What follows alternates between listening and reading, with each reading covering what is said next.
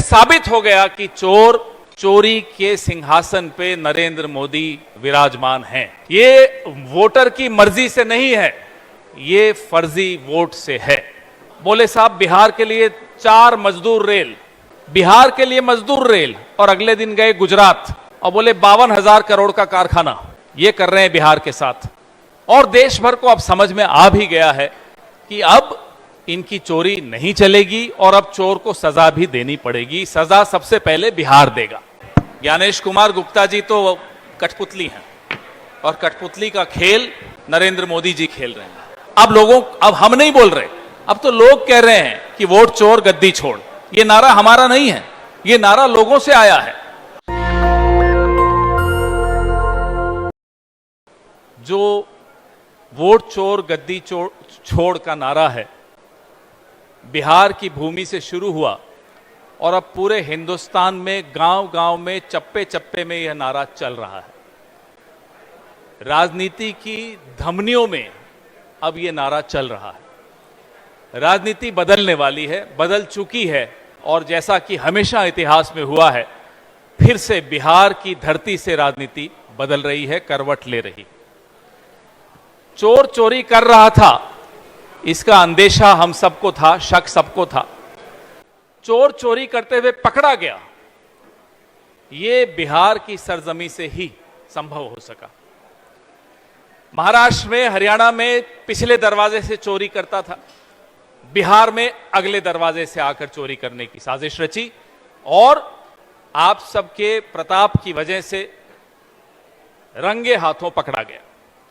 और यह साबित हो गया कि चोर चोरी के सिंहासन पे नरेंद्र मोदी विराजमान हैं। ये वोटर की मर्जी से नहीं है, ये फर्जी वोट से है। ये यात्रा, इसको मैं एक तीर्थ यात्रा मानता हूं। यह तीर्थ यात्रा इसलिए है कि एक पावन काम है कि कैसे आपके वोट का अधिकार चोरी ना हो। उसके लिए हम लोग सब मिलकर मेहनत कर रहे हैं, संघर्ष कर रहे हैं। तेजस्वी यादव जी, राहुल जी, हमारे तमाम अलाइज, दीपांकर जी की पार्टी, सब मिलकर, वीआईपी पार्टी, सब मिलकर आपका वोट चोरी होने से बचा रहे हैं। और अब समझ में आता है कि क्यों बेरोजगारी बढ़ गई, क्यों बिहार में उद्योग नहीं है। अभी पिछले हफ्ते प्रधानमंत्री आए, बोले साहब बिहार के लिए 4 मजदूर रेल, बिहार के लिए मजदूर रेल, और अगले दिन गए गुजरात और बोले 52,000 करोड़ का कारखाना। ये कर रहे हैं बिहार के साथ। वो इसलिए कर रहे हैं कि उनको लगता है कि वोट चुरा के फिर से काबिज हो जाएंगे। इसलिए कारखाना क्यों देना बिहार को, रोजगार क्यों देना बिहार के नौजवान को, सुरक्षा क्यों देनी बिहार की महिला को। यह साजिश पकड़ी गई। ये यात्रा, जिसके बारे में मेरे साथी संजय यादव जी भी आपको पूरा बताएंगे कि कहां कहां से होती हुई आ रही है, इसका जो समापन है, मैं उसको समापन नहीं मानता। वो एक हमारे लोकतंत्र की बड़ी यात्रा का शुभारंभ होगा। लेकिन इस यात्रा का जो वोट अधिकार यात्रा है, इसका समापन पटना में, बहुत महत्वपूर्ण सूचना है, पटना में एक विशाल पैदल मार्च, जुलूस जो शुरू होगा गांधी मैदान की गांधी प्रतिमा से सुबह 11 बजे और अंबेडकर जी की प्रतिमा पर समाप्त होगा। पूरे दिन का ये, जिसमें लाखों लोग शामिल होंगे। इस वोट अधिकार यात्रा का ये समापन पटना में होगा 1 तारीख को सुबह 11 बजे। उसके बारे में भी हमारे साथी शशि यादव जी और संजय यादव जी और दीपांकर जी सब आपको बताएंगे। लेकिन वो समापन एक ऐसे आंदोलन, एक ऐसे क्रांति को आरंभ करेगा जो पूरे देश में फैल चुकी होगी। देश भर में ये नारा गूंज रहा है। देश भर में एक चिंता भी है कि साहब ये हमारे साथ हुआ क्या, पिछले 10-11 साल से क्या हो रहा है। और देश भर को अब समझ में आ भी गया है कि अब इनकी चोरी नहीं चलेगी और अब चोर को सजा भी देनी पड़ेगी। सजा सबसे पहले बिहार देगा। बिहार की तरफ सब देख रहे हैं, बिहार की तरफ असम भी देख रहा है, बंगाल भी देख रहा है, केरला भी देख रहा है, गुजरात देख रहा है, उत्तराखंड देख रहा है, पूरा हिंदुस्तान बिहार को देख रहा है, क्योंकि बिहार का दिल बहुत बड़ा है। लेकिन बिहार को अगर यह समझ में आ जाए कि उसके साथ धोखा हो रहा है, उसके साथ फरेब हो रहा है, उसके साथ झूठ बोला जा रहा है, तो फिर बिहार माफ नहीं करता। बिहार जो सजा देने वाला है इन चोरों को, वो सजा पूरा हिंदुस्तान देने वाला है आने वाले महीनों में। तो साथियों, इन 12 दिन में 20 जिला में जो हमें जन समर्थन मिला, जैसा कि पवन जी ने कहा कि ये यात्रा अब तीर्थ यात्रा बदल चुकी है। जो जन सैलाब आप देख रहे हैं सड़कों पर, वो जन आशीर्वाद मिल रहा है राहुल जी को, तेजस्वी जी और हमारे महागठबंधन के सभी साथी मुकेश जी, दीपांकर जी। तो जो ये हक की आवाज और क्रांति की गूंज है, ये बिहार के हर गांव, गली, मोहल्ले, टोले, चौक, चौराहे, सड़क, खेत खलिहान से होती हुई, और बिहार का बच्चा बच्चा इस यात्रा का भागीदार बनकर अपने अधिकार की रक्षा के लिए प्रतिबद्ध है, संकल्पित है। उन्होंने कहा है कि जो हमारी वोट चोरी और जो मत का अधिकार छीनने की कोशिश कर रहे हैं, वो हम सफल नहीं होने देंगे। ये जो यलगार की हुंकार और इंकलाब की ललकार है, ये बता रही है कि बिहार में परिवर्तन निश्चित है।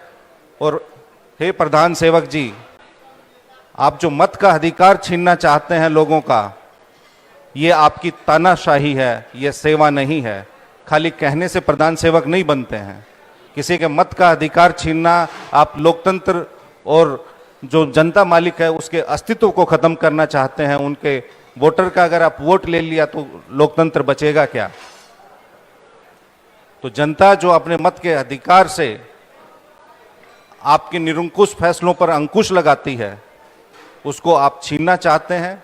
बिहार गणतंत्र की जननी है और आप उस गणतंत्र की जननी से ही गण को खत्म करना चाहते हैं और खाली तंत्र चाहते हैं। ऐसा बिहार कभी होने नहीं देगा।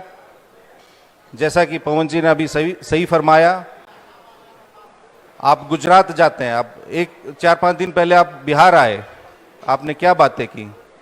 गुजरात जाते हैं तो आप गुजरात में ध्यान देते हैं, और बिहार आते हैं तो बिहार को आप ज्ञान देते हैं। बिहार को आपके ज्ञान की आवश्यकता नहीं है। आप इतिहास पढ़ लीजिए, बिहार ने दुनिया को ज्ञान दिया है। बिहार को क्या चाहिए? बिहार को रोजगार चाहिए, नौकरी चाहिए, उद्योग धंधे चाहिए। बिहार को ट्रेन नहीं चाहिए। आपकी 12,000 ट्रेन आप शुरू करने की घोषणा कर रहे हैं, कहां जाने के लिए? गुजरात जाने के लिए। आपने जो वादे किए, इसी चंपारण में जहां हम बैठे हुए हैं, बगल में चीनी की मिल, आपने कहा था 2014 में, यहाँ जो बंद चीनी मिल है वो शुरू करवा के मैं इसी चीनी मिल की चीनी से चाय पीऊंगा। आपको 11 वर्ष हो गए हैं, आपने क्या दिया? आप बिहार में तरक्की की बात क्यों नहीं करते हैं? आप बिहार में तकनीकी की बात क्यों नहीं करते हैं? आप बिहार में खाली नकारात्मक बात करते हैं। बिहार सबसे अधिक जागरूक प्रदेश है, सामाजिक रूप से, राजनीतिक रूप से। तो आप जब बिहार आए, आप सीतामढ़ी में भी चीनी बंद मिल थी, वहां भी आपने कोई बात नहीं की। तो कम से कम जब आप अगली बार बिहार आए तो आपकी ही जो वेबसाइट बनी हुई है NarendraModi.in, उस पे आप अपने भाषणों के अंश जरूर देखिए कि आपने बिहार को क्या क्या वादे किए थे और उन वादों को कितना आपने पूरा किया है। अगर आपने उन वादों का 5% भी पूरा किया तो हम चुनौती के साथ कहते हैं कि आप बिहार के लोगों को बताइए कि मैंने 5% अपने वादे इन 11 साल में पूरे किए। आप गुजरात मॉडल की बात करते हैं, उस गुजरात मॉडल को जिस मॉडल को आपने पूरे देश में बेचा, लेकिन 20 साल से आपकी बिहार में सरकार है एनडीए की, 11 साल से आप केंद्र में हैं, लेकिन आप बिहार मॉडल की बात क्यों नहीं करते हैं? 2 दशक से आप बिहार पे शासन कर रहे हैं और 11 साल से देश पर। तो अगर आपने किया तो उस मॉडल को आप में का जिक्र करने में आपको शर्म क्या आ रही है? क्यों? क्योंकि आपने इन 2 दशक में और 1 दशक में बिहार के लिए एक सुई की फैक्ट्री भी नहीं लगाई। इन 11 वर्षों में आपके प्रधानमंत्री बनने के बाद पलायन की दर बढ़ी है, बेरोजगारी की दर बढ़ी है, गरीबी की दर बढ़ी है और बिहार साक्षरता दर में देश में सबसे कम है। बिहार का स्कूल ड्रॉप आउट रेट सबसे कम है देश में। बिहार के बच्चे हैं उनमें सबसे अधिक देश में स्टंटेड हैं, यानी बोनेपन का शिकार हैं।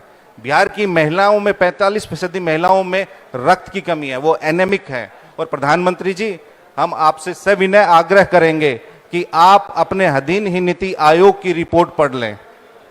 नीति आयोग के जितने भी डेवलपमेंटल मार्कर्स हैं वो बिहार के बारे में क्या कहते हैं वो डिटेल में बताने की आवश्यकता नहीं है। तो अगर आपने बिहार के लिए, और बिहार ने आपको क्या नहीं दिया, बिहार ने आपको 2019 में 99% सांसद दिए, 40 में से 39।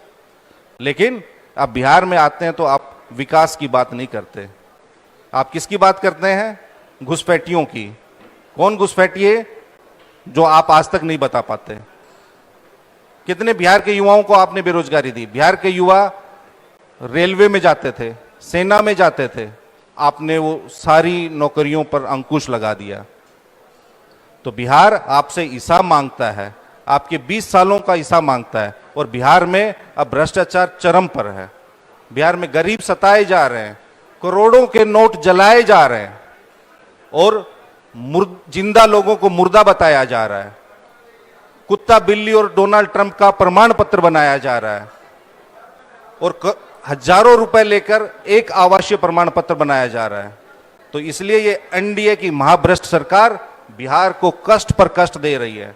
तो जनता के हित में इनका एक भी निर्णय नहीं हुआ है। 20 साल में तो आदरणीय प्रधानमंत्री जी और नरेंद्र मोदी जी, किसी ने 2005 में एलआईसी की पॉलिसी भी बनवाई थी तो वो आज 20 साल बाद लोगों को मालामाल कर देती। आपने 20 साल में क्या दिया बिहार को?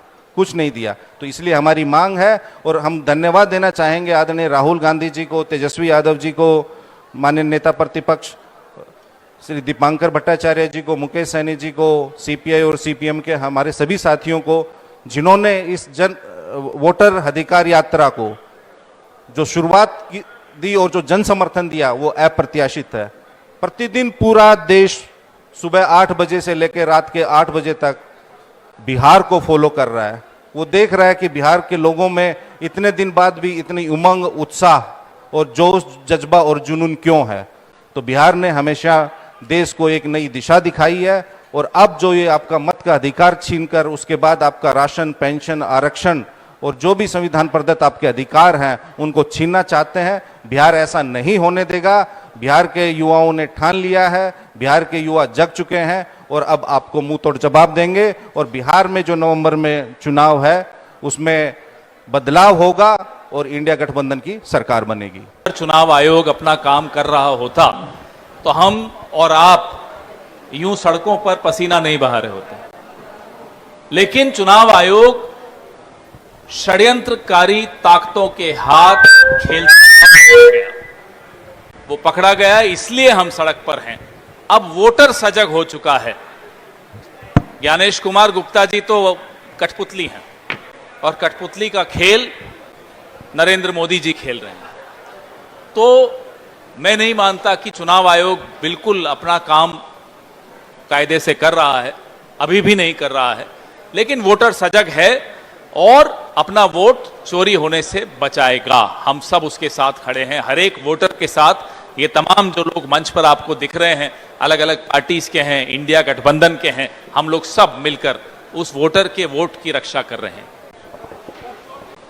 मोदी जी रोज नया कुछ डिस्ट्रैक्शन ले आते थे, ध्यान भटका देते थे, लोगों को भी लगता था कि नहीं ये बात नहीं, वहां देखते हैं। लेकिन अब सबकी आंखें खुल चुकी हैं। पिछले 11 साल हर महीने एक नया मुद्दा खड़ा करने की कोशिश की, एक नया विवाद पैदा करने की कोशिश की, त्यागता की उनकी विफलताओं से, उनकी चोरी से लोगों का ध्यान हट जाए। आपको याद होगा 2024 के लोकसभा चुनाव में हम सबको, आप सबको बिजी रखने की कोशिश की। देखो साहब, भैंस चुरा रहे हैं। भैंस नहीं चुरा रहे थे हम लोग, ये लोग वोट चुरा रहे थे। तो अब लोग इनकी बातों में नहीं आ रहे। अब हम नहीं बोल रहे, अब तो लोग कह रहे हैं कि वोट चोर गद्दी छोड़। ये नारा हमारा नहीं है, ये नारा लोगों से आया है। नेशनल दस्तक की आपसे गुजारिश है कि अगर इसको बचाना चाहते हैं तो नेशनल दस्तक को सब्सक्राइब करने के लिए रेड कलर के सब्सक्राइब बटन को दबाएं, फिर बेल आइकन की घंटी दबाएं। नेशनल दस्तक को बचाने के लिए बहुत जरूरी है कि हर खबर को शेयर करें, लाइक करें, कमेंट जरूर करें।